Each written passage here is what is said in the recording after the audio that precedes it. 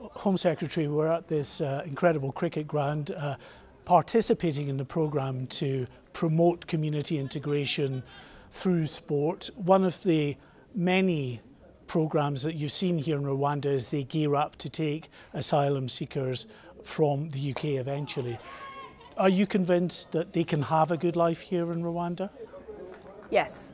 What we've seen this weekend in Rwanda is that our partners here are ready to, they're ready to support the UK in our work to stop the boats and to fix our challenge of illegal migration. We've seen accommodation and construction projects which are well advanced and which will be completed very soon.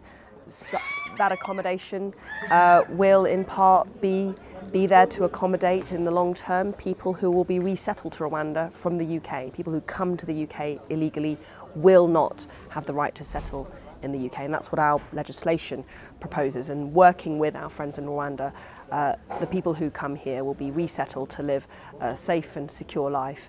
That's the humane approach, and that's the compassionate approach. The policy still, of course, has its critics. Gary Lineker, for one, opposition politicians. Would you encourage them actually to come here and see for themselves what Rwanda has to offer those who would come here and settle? Absolutely. I think there has been far too much prejudice, frankly, snobbery amongst the critics, who most of whom haven't even visited Rwanda. This is my third visit to Rwanda. This is a welcoming country. It's a dynamic economy. They have a proud track record in supporting and resettling refugees in the region. I've just met several refugees from Eritrea, from Burundi, from the Democratic Republic of Congo, who found sanctuary here in Rwanda, and they have nothing but gratitude for Rwanda. So to all of those critics who display a gross prejudice against Rwanda, I tell them to visit first and then judge. Is it tantamount to racism? I think there has been knee-jerk reaction, and from the usual suspects, let's be honest. The reality is very different to how the critics would portray Rwanda.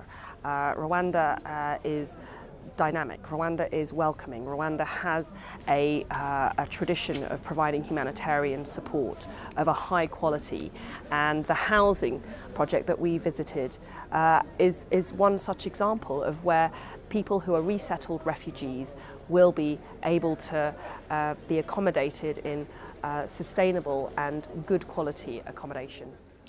But how do you answer that central charge that the UK is abrogating its central responsibility here to offer refuge, to safe haven to those asylum seekers who end up in the United Kingdom? Well, coming to Rwanda or being resettled to Rwanda via the UK, if you've come to the UK illegally, will be a blessing. You will be provided with humanitarian support. It will be a humane provision for you. But I also say that ultimately we need to stop the people smuggling gangs, and that's why Rwanda is important. The people smuggling gangs are exploiting thousands of people. They are people are paying thousands of pounds to take an illegal journey, to take sometimes a tragically fatal journey, to break our laws and to undermine our rules in the vain hope that they might have a life in the United Kingdom. By working with our friends here in Rwanda, we break the business model upon which these gangs are operating. Isn't there a fundamental contradiction here in the sense that you say this policy will be a deterrent to those crossing the channel, yet you're also here and you're showing what, in many respects, is incredible opportunities for those coming here? What I'm trying to show is that our approach in the United Kingdom to stopping the boats is both firm and robust. Our illegal migration bill will make clear that if you arrive in the UK illegally, you will be detained and you'll be swiftly removed. And at the same time, it's humane and compassionate. And people who are relocated to Rwanda will receive a safe and secure reception.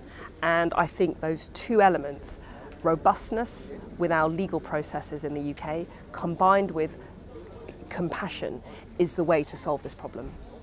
I mean, given what your colleague Oliver Dowden has said in terms of being regretful that this policy is in place, how does that square again with a partnership that you say is very important for not just helping to solve the asylum seeker issue in the UK, but also to help support Rwanda, to help ensure that countries like Rwanda can take refugees from their own continent rather than them embarking on the journey? How do you square that? It is regretful. It is regretful that we had 45,000 people arrive illegally in the UK last year. It's regretful that we're spending £6 million a day accommodating many of them in hotels throughout towns and cities in the United Kingdom. It's regretful that we spent £3 billion last year to service our asylum needs. That is what is regretful. We have an enormous and very difficult problem that we need to fix. The Prime Minister has made it one of his core pledges to stop the boats. But you don't regret this policy? But the policy of our new bill, the illegal migration bill, combined with our world-leading partnership with Rwanda, is the solution. That is our approach that we are putting forward to fix this problem, and I do believe it will work. I have huge confidence in this partnership. I have huge confidence in Rwanda, and I believe that it will be modelled by other countries in due course.